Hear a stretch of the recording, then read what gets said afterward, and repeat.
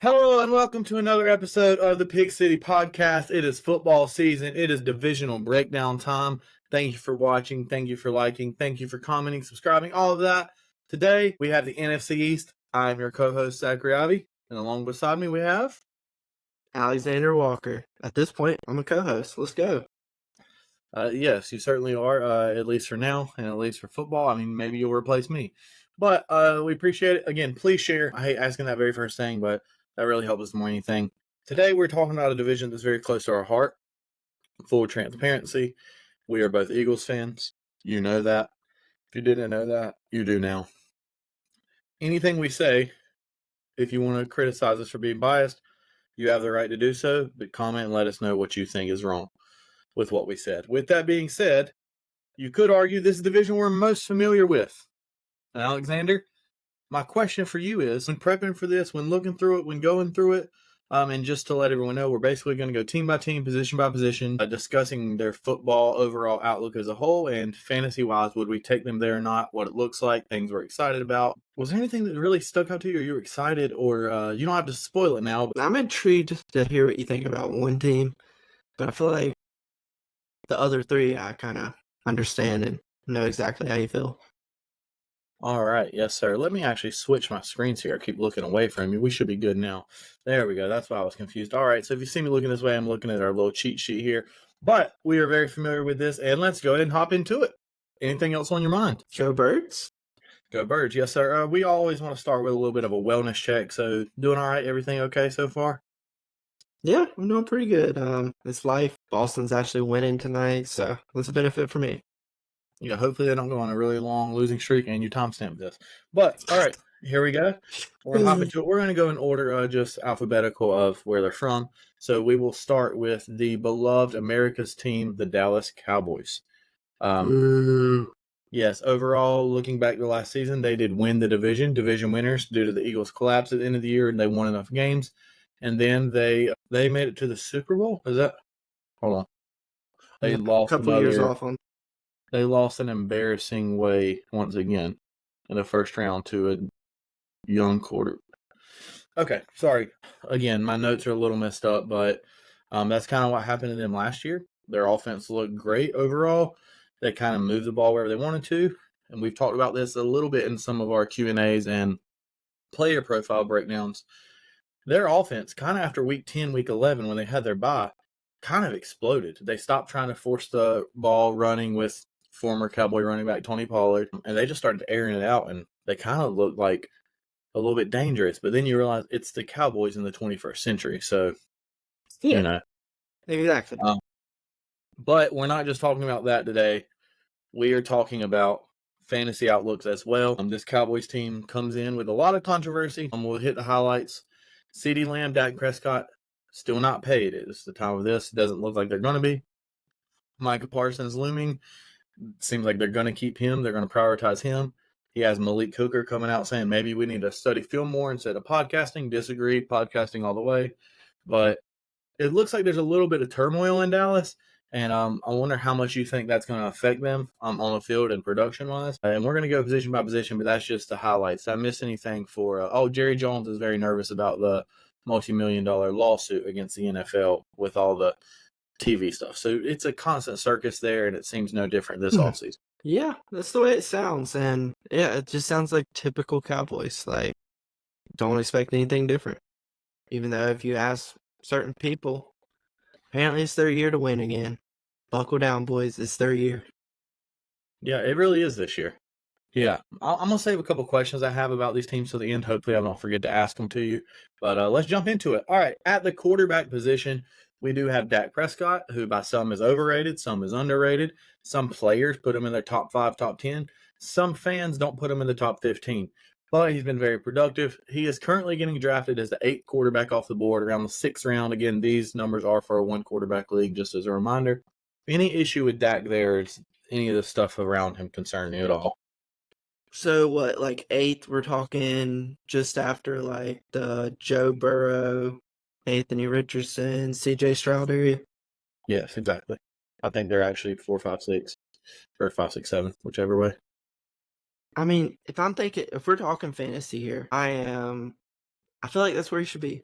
And that's me not throwing shade towards Dallas in any way. I think he's a really great fantasy quarterback. But if we're talking divisions and their ability to win the divisions with him and do something and make a run, I don't believe in the guy. He's proven time and time again he chokes. And now he's wanting to get paid. And I really hope they pay him because the quarterback price just keeps going up and up. Please pay him. Put all your money into him. All right, Pound that's down, baby. that's part of the question I was going to ask you. I'm not going to spoil anything. Make sure we come back to that at the end, but yeah, I go back and forth with how I wish Dallas would handle their quarterback situation because I'll speak positively on Dak for a second. I have no issue drafting him there. I won't draft him. But if I was to draft a quarterback that was the same as him, I honestly think that's kind of closer to his floor than his ceiling, just as far as I look at their backfield. We'll get to this in a second. I don't really see them leaning on the run at all. And CD wants to get paid as well. Like, he's going to want the ball. They're going to give him the ball. They have a good offense. I'm more concerned about the defensive side, and we're not discussing defense as a whole on this player personnel-wise, but I'm concerned of how they're going to keep up with a very fast-paced throw-at-you offense because I don't think this offense is going to have the ability to grind you out. They're going to score quick. They're going to score. They're going to throw the ball. They're going to throw the ball and throw the ball some more, and that's why I don't have any issue with Dak going in this range.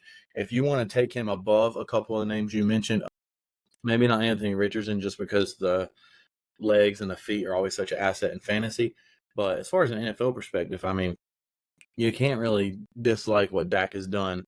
And it is one of those things, kind of like not to get into off the field or off the court stuff, kind of like a Kyrie Irving respect level amongst players.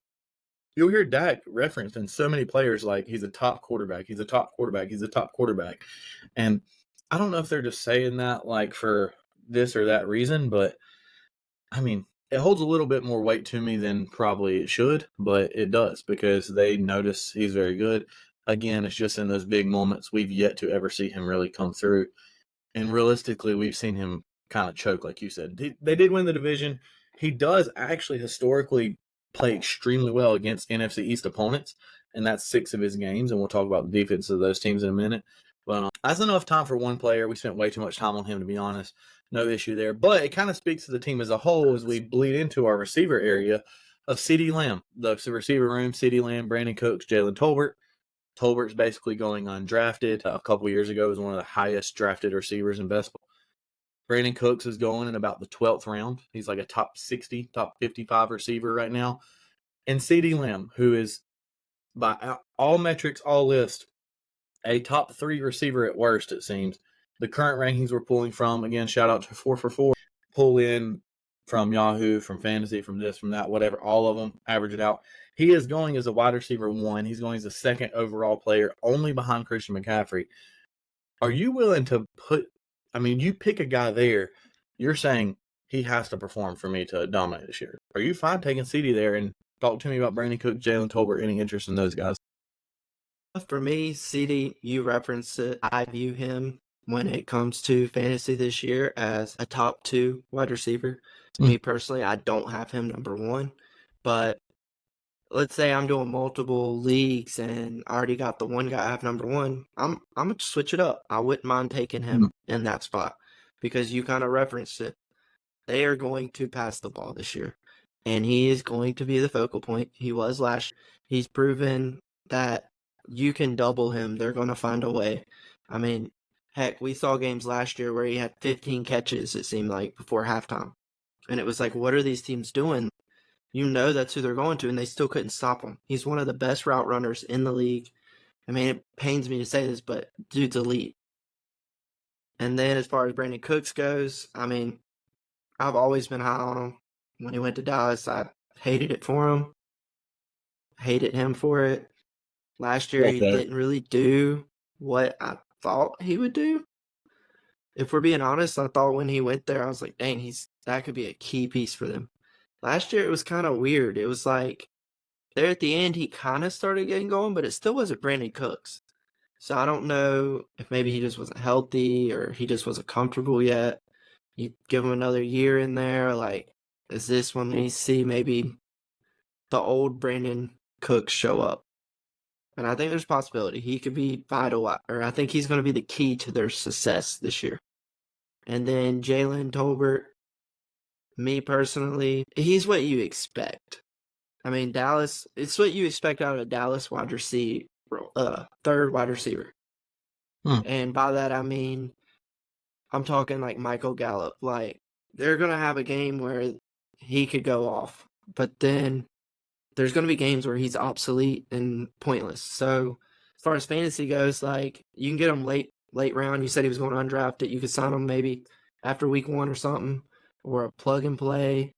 And you just got to hope you guess the week right. But if you guess right, he's going to pay off for you. Yeah, I don't really have any interest in Tolbert. As a matter of fact, I actually think that someone else is probably going to step up to be their third receiver at some point because he's just health and other concerns. It just seems like he's kind of not going to maximize his potential. Yeah, nothing really different about Brandon Cooks. Although there is one Brandon Cooks play where I forget who they were playing, but it was a Super Bowl, and he caught the ball and absolutely destroyed the very beginning of the game. They actually lost that Super Bowl. He's with the Patriots. I don't remember who they were playing though. But yeah, that's really my only thing with Brandon Cooks. And then CeeDee Lamb, you get what you pay for. He's going to be elite.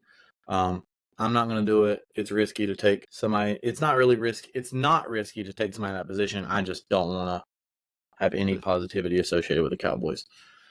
The running back room: Ezekiel Elliott, Rico Dowdle, and Deuce Vaughn. Deuce Vaughn, small guy. Everybody was fun with him. He was the training camp thing. We discussed this in our AFC East breakdown. Last year, the talk of the offseason was, if you're going to take a flyer, do you take it on the Cowboys rookie running back or the Dolphins rookie running back? And now think about where Achane and Vaughn are right now and how we think about them. So it's a little unfair to him for that. But at the end of the day, this is going to sound extremely obvious. He's too small to be very, very productive. He can be a decent player. I know there's been people that have, but he's actually tiny. He's not going to be the workhorse. And I don't think he's going to be used very much at all. He's basically going undrafted as well. Rico Dowdle going in about 13th-ish round, sometimes late 12th round, top 50 running back ranking-wise. And then Zeke, who is going in the 10th round as the 37th running back off the board. Ezekiel Elliott is honestly the most intriguing player to me on this entire offense because, yes, I agree they're going to air the ball out, as we've said already multiple times. Someone in their backfield is going to score. Someone in their backfield is going to at least get some catches. He showed last year, while it wasn't as extremely productive yardage-wise, he caught the ball a ton last year. You look at the numbers, he had more catches than probably your second, third, fourth favorite wide receiver. He's really, really efficient for the Cowboys. I don't know if that's going to, maybe it's just like, homecoming. It's weird. So if it's 10th, 11th round and I already am established at every position, I don't have any issue getting Zeke. And if he's a plug and play or you start seeing how they use him at the goal line, to me, he's the most intriguing player on this offense, but I still don't really want any part in him just because I think where he's going is about what you're going to get. Anybody in that backfield got anything for you? I know we're going a little long on the Cowboys. Sorry. They're America's team. They're America's team. We had to spend a little extra time on. I mean, you kind of referenced it. For me, it's kind of the same thoughts on Zeke. He's going to have goal line looks. And then last year he showed he could catch. Like, we kind of knew he could catch, but he wasn't used like that. Granted, it was New England. That's kind of how they use a lot of their backs. Well, they also didn't really have a quarterback who could throw the ball more than 5 yards. Yeah, exactly. So, I mean, there's a lot of things that played into that, but I think he showed enough to kind of intrigue you enough, kind of like you said, late round. And then Rico, I mean, you got to see him at times last year, but I never saw him once last year and said, dude, this dude's going to take over a backfield. Like, I never thought that. He's literally a backup type running back. Like, I hope Rico plays a decent amount in the preseason, and I hope people really start believing in him so it drops Zeke's draft overall. That would be my hope for this team. Moving on, tight end Jake Ferguson going as a tight end 1. He's the 9th off the board. In that range from like 7 to 14, they're all almost going the same space. They currently have him in the 8th round, which seems a little expensive for him. However, if we don't believe in a lot of these other people, he could be the second most productive pass catcher on a top 8 offense at worst. My biggest gripe with Jake Ferguson, I'm going to go first on this one again. He just loves the Cowboys too much. Truthfully, like, he is a guy that if he was on your team, he's always trying to start something and fight and pick and jab. You may like him, but the fact that he's on my least favorite team in any sport across the board, and he rides for the Cowboys right now. Maybe he's a great dude. I don't know. I'll tell you this, on the field, I have zero like towards this man whatsoever, and I will not even consider taking him regardless of production. I'm getting my bias out of the way. All right. Yeah, my thoughts on Jake is, where'd you say, ninth? Yeah, I mean, top 10, borderline top 10. I could see that. That's kind of what he was last year. He's kind of how I was talking earlier about Dallas is.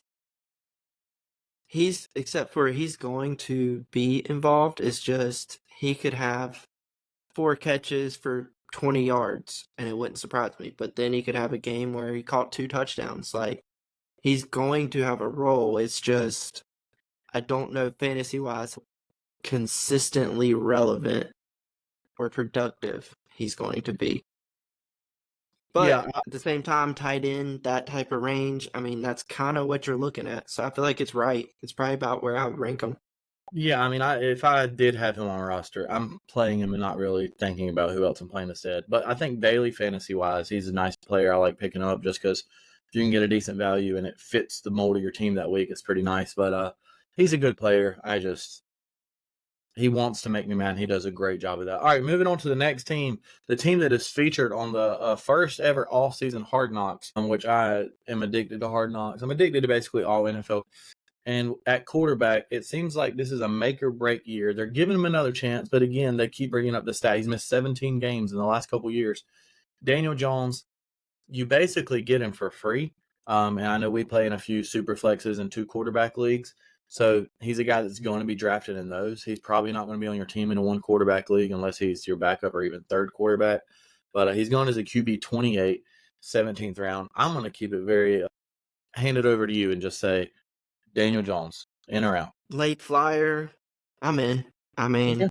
he showed before he can give you value by running the football. So if you're telling me I can get somebody that late who could possibly jump up, be borderline top 18 quarterback that I can plug and play, or like you referenced a 2 QB, if you're telling me I could get in a super flex league, he could possibly be my 3rd quarterback I got, and then possibly I could be starting him, but I got him super late towards the end of it all. Like, yeah, I love the value there for him. They did make some moves to possibly maybe help him, but notice I said running. I don't trust him passing.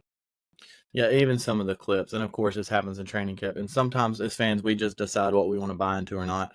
Seeing some of the throws he misses is just like, dude, I don't know if he just mentally has changed or not. I mean, I watched a lot of him in Duke. He was not bad. Like, he's a good player and can be productive with his feet. But when you've had several injuries, especially to your lower body, like, I don't know how effective you're going to be. I mean, when he had this run against the Eagles where I thought that I was going to make a few people mad, but he looked like a very good running quarterback at the time. And I was like, who's running this? I'm out.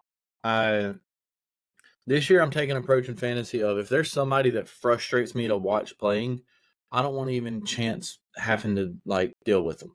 That's basically it's not the most practical. You bring up very good points, and that's why he will be drafted some. But last year I got plenty of time watching the Falcons quarterback situation, watching a couple other teams where I'm like, dude, it's just you're watching knowing it's not going to happen and believing. But like we said, he does have help moving on to the receivers. The best player being drafted is a guy that's never played in the NFL, and that's Malik Neighbors, currently going as a wide receiver 2, as a rookie. Now, I want to give you the stat. He is currently going, if you base it on the past, like really ever, but let's just say past 20 years of fantasy, he is being projected to be drafted higher than any rookie receiver right now ever has. The crazy part about that, there's another rookie receiver in this draft that's projected to go even higher than him this year. So I don't know if we're buying into just their place where they are, the share load. The rest of the receivers, Wan'Dale Robinson, Jalen Hyatt, Darius Slayton. You've had your share of Slayton over the years. Slayton and Hyatt going undrafted in most leagues. You're not getting them until after the 20th round if you have a really deep league. Wan'Dale going in the 15th, 16th round right at the turn. So, again, those are guys you basically can get for free. You can take a flyer on. I want us to key in on Malik Neighbors unless one of those other guys catches your mind. Talk to me about Malik. How much are you actually believing, not in his future, we're not talking dynasty picks here, but for this season, redraft, or maybe even talk about if you are going to use him as a keeper, how much do you actually believe in Malik for the Giants, whether Daniel Jones is at quarterback this year or next year? This year, fantasy, where he's being drafted, I am out. I Mm. don't want any. I've already kind of referenced it. I don't trust Daniel Jones that well passing. And you're telling me I'm going to be drafting somebody who I don't believe in their quarterback, but then you're wanting me to draft them like they are a proven wide receiver in the league. They've had multiple years to back it up and show that they're one of the top guys. And I'm not buying it. And then, yes, they do have people that they're not really top of your list, but there's people on that, like Hyatt, Wandell, Slayton, like they can do stuff and they're not going to like just come on the scene. Like, yes, I do think that none of them have a chance to be the number one in the offense, but I think they're going to do enough in a team that's not going to be effective passing the ball that it really, to me, I just don't see how that spot is worth it to me, taking him. Yeah. Sorry if you heard some clicks. I wanted to just tell you some people he's going right around. It's not showing up right now. But not sure what's not doing it. But yeah, I mean, you're paying at that price. My point is, even if I don't get the people to actually show, you're paying such a price for him that he's got to produce. And it's just hard for me to put a lot of faith in a rookie for that. Like we've seen rookies be productive. Yes, we've seen guys jump onto the scene, but like just because he's in a New York Giants uniform does not mean he's Odell in his rookie season. Like I really do think, not even joking, we're very dumb as football fans, myself included. I think people are thinking he's Odell, like in his rookie season, and maybe he has a better career than Odell has. Maybe he stays healthy, and we talk about him in a different way. But like year one, you're spending your fourth or your fifth round at the turn, and if you know he's going there, you got an early fourth round pick. That's where you're having to take him. If he falls into the sixth, seventh round somehow because people are scared, I'm more inclined to do it. But I don't think that's going to happen. There's going to be somebody in your draft. We always say this: know your draft. Know the people you're drafting with, but there's going to be somebody that believes in him. Somebody that watches. He's going to make an insane catch in training camp. He's going to make a crazy catch in preseason game, and he's going to get drafted a round higher than he should. That's my prediction. And as far as the other pass catchers, I don't want anything to do with them. I've never really wanted anything to do with Giants receivers. They just have not been productive for some time now as a whole. I mean, I can't tell you the last. They're wild card plays. That's what they are. You literally hope you're playing them and they hit. And the amount of years I've starting them every week. If you have to start them every week, you're probably trying to survive from not being last in your league. Yeah, the amount of times I've seen just a Sterling Shepard or Darius Slayton on your team over the years is infuriating. But all right, moving to running back, the Giants notably, and we see on Hard Knocks how they kind of talked about this, but really the talk of the offseason for them, get rid of Saquon Barkley. And so they're just going to let a young player on their team step up and have the chance. Oh, wait, they're going to go pay somebody almost as much money, and that is Devin Singletary, otherwise known as the off-brand David Montgomery, to those of you that are really deep fans of this pod. But the other running backs, Tyrone Tracy, he is getting drafted at the very end. And then Eric Gray, basically going undrafted. That's the only other running backs there, not to discount those guys. I don't care anything about them. Devin Singletary, and what looks like we don't know what their offense really look like. Any interest in Devin Singletary going in the 9th round? You are getting him like an RB. Devin Singletary, RB. Who's he going around? Do you know? Whoa, you have some ghosts behind you, brother. That's great. Who is he going around? I'll tell you exactly who he's going around if you give me a dude. I don't know why this isn't showing. It's not showing everybody. You're going to have to stall on this one, brother. All right, well, before I even know who he's going around, I'll just like I've always liked Devin Singletary. Always thought he could be something. You have. When he was in Buffalo, believed in the dude. First year, he was pretty good. And then the next year was a down year. And then he ends up in Houston. He does pretty productive with Houston. So then it's like, he's kind of the guy I thought he would be. I don't think he can dominate a team and everything like that, but I think you know what you're getting with him. All right. I was right. Good. Well, I was right on a few of these guys. I just had a little misplaced because it did, to be fair, it did change from we've seen this. But you're getting him basically the same exact place you're getting Ezekiel Elliott or Austin Eckler or either of the Washington running backs, Brian Robinson as well. Javonte Williams a couple spots ahead of him, or a young guy, Jonathan Brooks for the Panthers. That's the range he's going. Unknown outcomes. And it looks like the difference in him and some of those guys is like he's clearly the lead back that's going to be healthy starting out the year, where the rest of them either have to be worked in or committee. So I mean, with that, yes, I like the draft spot for him. I think we get to see what he can do being the main guy. Like, he ain't got to worry about somebody coming in and taking the role from him. Even when he was with Houston early on in the year, he wasn't the main guy. It was supposed to be Pierce's team, and then he kind of started being productive, so he kind of slid into he's the guy towards the end of the year. So, yeah, I mean, I think I like that value for him. So, to clarify, you're saying you would rather drive Devin Singletary than Ezekiel Elliott. Okay, so basically that logic is just trust a lead guy that you think they're going to run the ball more. Because my thought is like Dallas is going to score more than the Giants. I feel like Zeke's touchdown dependency is going to be like better. I would rather have Zeke. All right, tight end, Theo Johnson, Daniel Bellinger. They're both basically getting undrafted. You can poke and pay. Nothing. Don't want any have to do with them. All right, now perhaps one of the more intriguing players in fantasy this year. Just kidding. I skipped the best team. All right, Philadelphia Eagles. Now, we're not going to spend a ton of time on the Eagles for this reason. We will talk about them separately. We're going to do a pod before the season on just the overall outlook of the Eagles after roster cuts and everything, or maybe even before, of how we project everyone to be fantasy-wise and not. We will do more Eagles-centric content, so we're not going to spend a ton of time on them right here.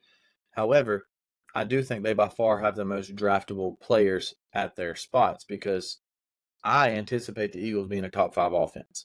You want to argue they're top 6, 7, 8, that's fine. Top 10 at worst. All these lists that are designed to make you mad, it's not going to work. I'm not even mad about it. Just they played bad last year at the end. That's all it really is. With all that being said, I'm going to go through all of the Eagles, and you can just tell me what stands out to you.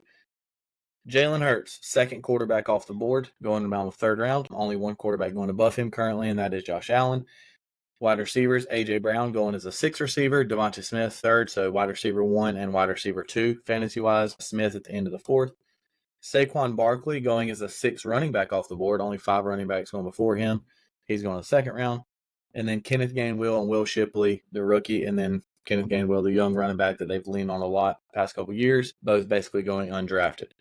And then at tight end, you do have Dallas Goedert, who's a borderline tight end 1 going around the 10th round. So what sticks out to you, or who are you gushing over the Eagles? Because I think we both agree that Jalen Hurts, A.J. Brown, Devontae Smith, Saquon Barkley, very good football players. Probably not going to regret them that much. Was there anybody you maybe, I'm not going to hold it against you, that you wouldn't draft as high as they're going, or that you were scared about or more excited about? Just kind of open forum with this team. Like I said, we will eventually we will link it at the end of this video. We'll talk more about the Eagles in the future. There was one person based off their draft area with who they're around that I possibly wouldn't draft. See, that's tough. It's got to be one of the receivers. Really? And the only reason I say that is if I go AJ early, I'm not going Devin late or Devontae late. And if I go pass on AJ, then yeah, I'd love Devontae at that value. So then it's like, I think everybody is where I think their value should be, and I love it. To me, Goddard, I think, could be a steal in that spot. A lot of people think he's going to have a lot of production hurt this year. I think it could be the opposite. I'm one of those people. I think he could have a huge year this year where everybody's too worried about everybody else and they forget about it. I think he can produce as a tight end 1 in the fact that he can be a top 10, top 12 tight end. There's only so many balls to be thrown and things to happen.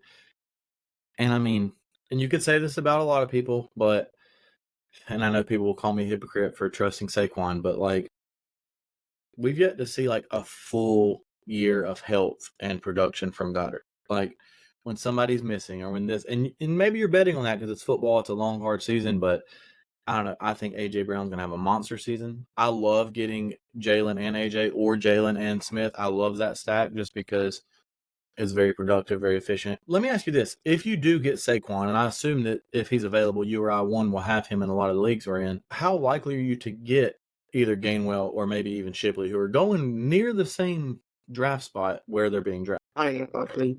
Okay. So it's more like I'm trusting Saquon, and when he's healthy, he's going to be productive. And if not, I don't want their lead back because I do see that discourse happening in the fantasy community of you really going to trust Saquon to be healthy. If you have him, why don't you go ahead and have the other running back if you think they're going to be productive with Kellen Moore and blah, blah, blah, blah, blah.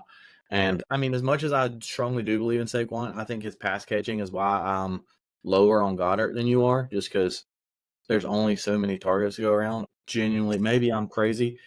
They tried to line Swift up outside a lot last year. I know it's not the same offense, but like you already see they're inclined to do that. Like they're okay with that. It's just Saquon Barkley coming out of the slot or coming inside is, I mean, I'm ecstatic about this offense. Again, I know we will talk about this more, but I'm kind of like you as far as I'm fine with everybody. And yeah, in deeper leagues, I'm probably going to take a Gainwell or Dynasty. He gets to me. I may take a Shipley just if Gainwell's going next year and he's a backup.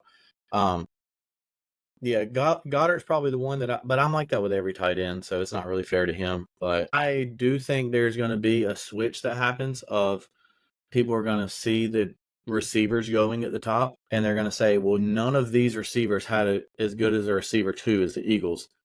So AJ is going to start to, that's my prediction, just because they're like, well, nobody else has a Devonta Smith they're competing with for targets, or Saquon Barkley they're competing with targets. Draft AJ Brown. I'll clip this. I'll draft AJ Brown, and you're going to be happy. I just want to put that in the atmosphere. He's so good. Oh, yeah. He's been dominant since he's been with the Eagles. I mean, he was dominant before then, but he's been even more productive. Last year, he actually had his career high in receptions, I'm pretty sure. So to be clear, no issues with Jalen Hurts. If they don't do the touch push as much, his rushing touchdowns may regress. You're fine with him at second quarterback off the board. Yeah. I think he has career high passing. I don't know if I'm fine with him there, to be honest with you. Where you want him? One? Yeah, number one. Thank you. All right. Just kidding, guys. Just kidding. Go Birds, but kind of kidding. All right. The team that I think is who you're most excited to hear from me about, is that fair? As the Washington Commanders. And by the way, guys, we do different formats of this. This one is I'm leading this way, but Jaden Daniels, quarterback for the Washington Commanders, has risen to be a borderline QB1 already. And I'm going to tell you this, Alexander. When we see clips more and more coming out from the training camp, from the OTAs, from the whatever you want to call it, he's going to make a play in the preseason, kind of like I said about Malik Neighbors. When these guys who are freakishly athletic are able to showcase their abilities in a clip, he's gonna be a top. No. But I'm excited to watch him play. I think, I mean, it kills me to say it. I think he's going, if they keep building the proper pieces around him, he could be elite for them.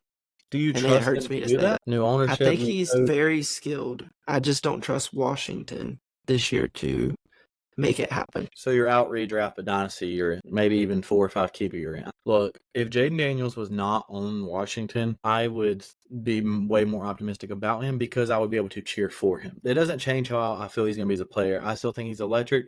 You saw probably halfway through the college football season last year, I remember texting you and shouts out Teddy and just saying, dude, I have something crazy to say. I think I have a new number 2 quarterback, and it's Jaden Daniels. I just think he's that electric.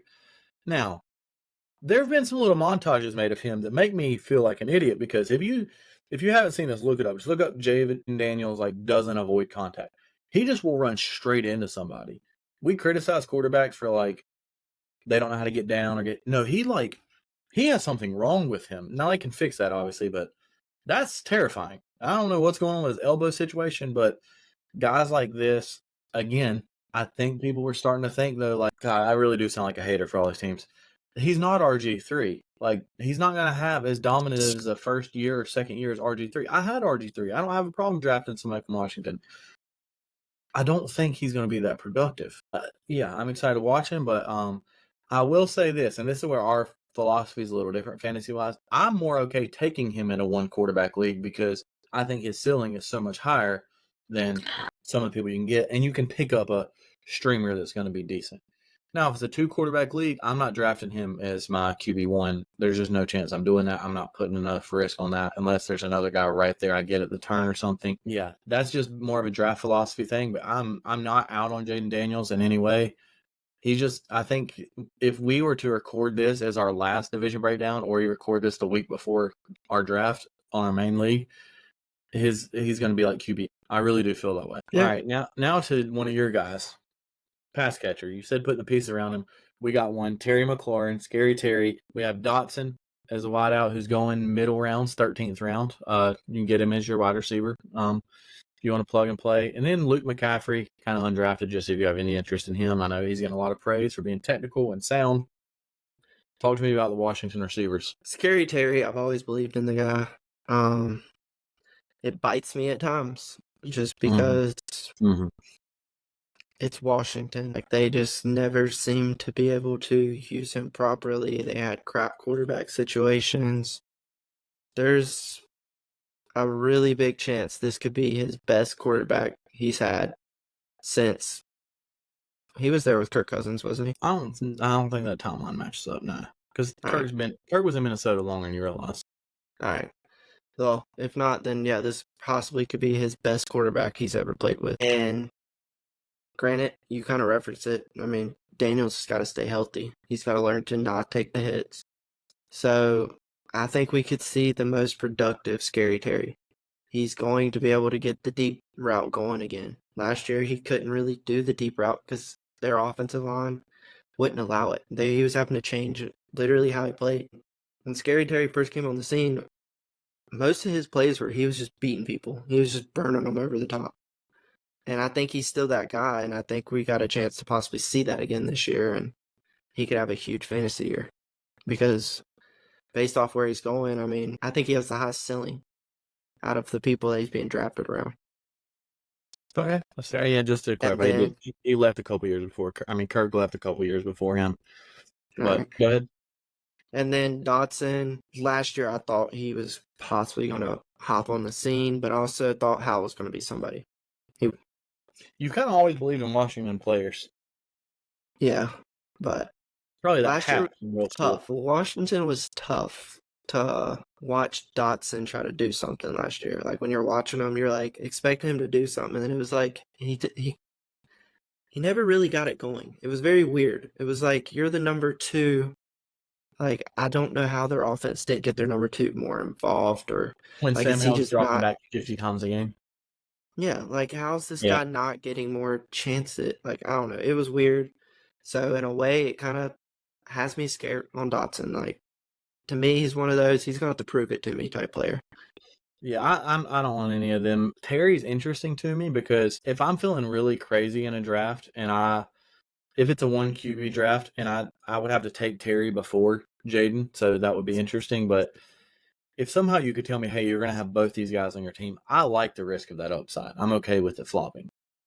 I don't know that I want him just isolated. I don't view him as great as you. He obviously is talented, but I don't know. People talk about him like he's supposed to be what Amari Cooper is. Like, they're not even. I don't know. I guess I'm out, but I don't hate where he's going. I'm just out. They're running backs.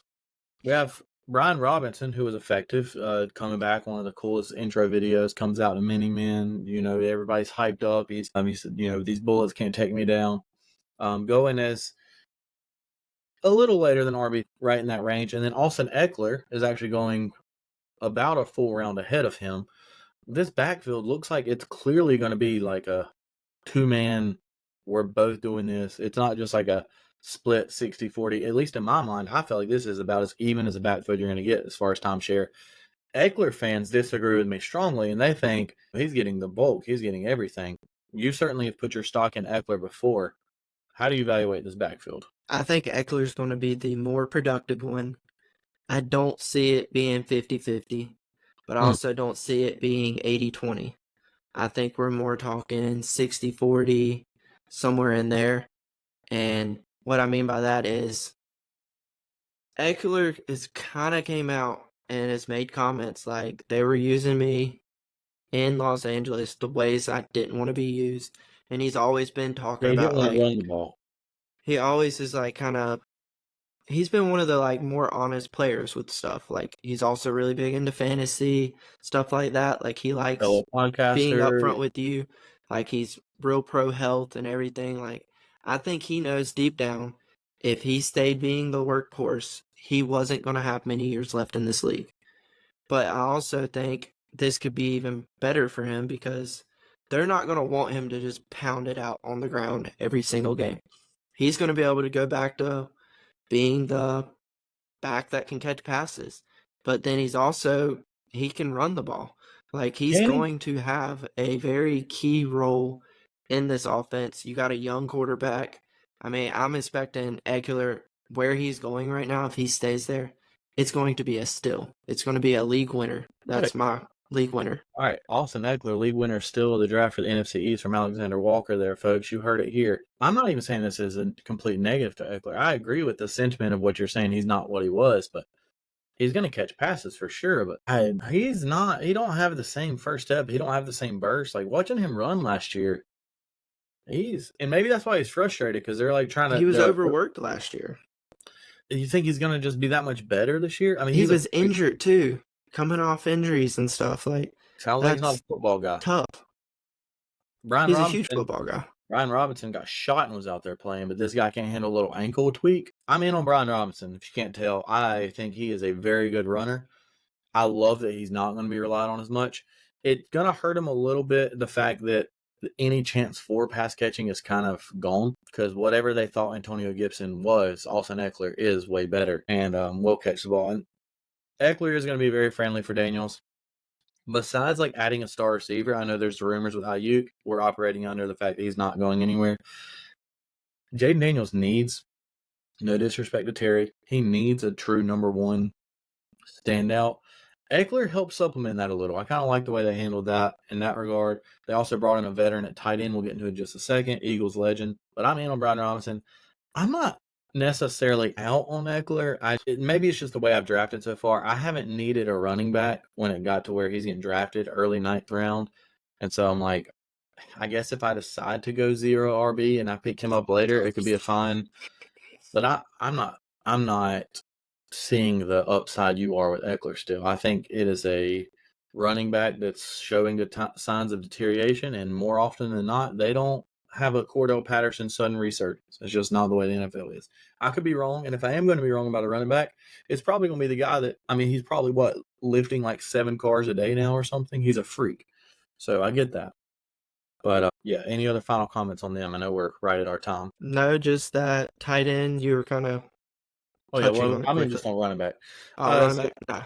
Tight ends, Zach Ertz, you're getting for free, basically, bringing in him off of basically just chilling, got signed to a playoff team and didn't do anything. And then Ben Sinnott, sorry if I'm not saying your name correctly, double N, double T, I believe. You're getting him as a late tight end flyer. If you think maybe he's going to rely on a tight end, that is something people believe in. Fantasy quarterback relies on tight end. Any interest in these guys? I'm out on both, so I'll just say I love Zach Ertz, Eagles legend. It's going to pain me to see him playing against the Eagles again. If anything, I could see they, depending on which one end up being the number one, we could see them being a key pickup for someone that's not. They didn't really draft the right tight end. They could be somebody you pick up and be productive for you. Nah, he's always like Washington tight ends. This dude drafted Jaden Reed 17 times in a row. Do you think Ertz is almost, I mean, obviously a veteran presence is so big. We can't overlook that. They clearly understand that. They realize the problems they've had with their organization. But, I mean, Ertz is almost going to, this sounds disrespectful. I love Zach Ertz. He's still a pro's pro. I feel like he's going to help more from like a veteran coaching standpoint than even just like producing. But like, he's going to have a game where he has a 2-touchdown game and you're just not going to have played him. So, all right, now it's time for the end of this pod where we do division predictions.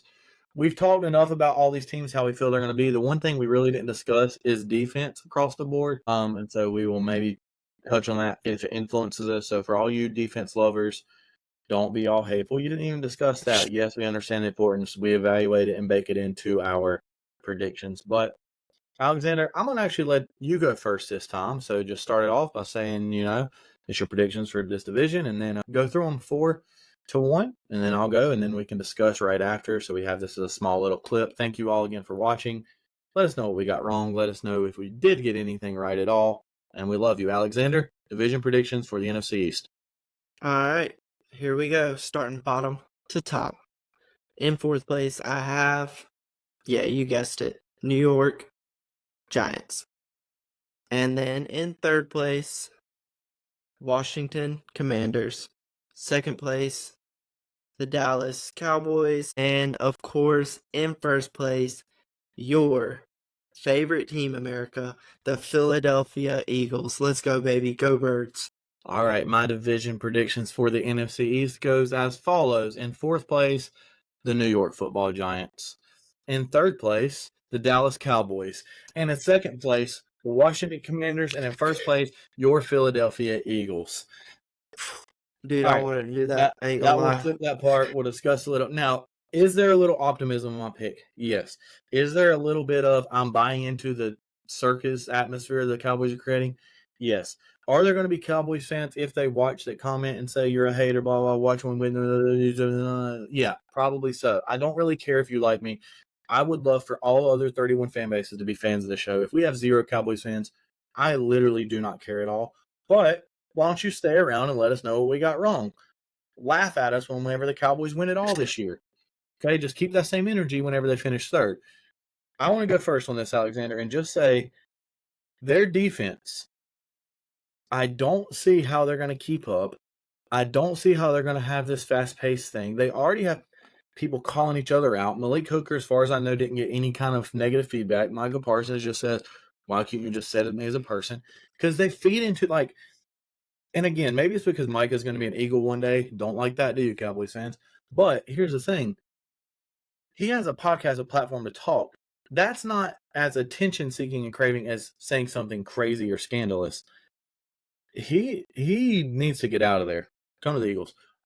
But their offense, their lead running back in 2024 is Ezekiel Elliott. Their second receiver is Brandon Cooks.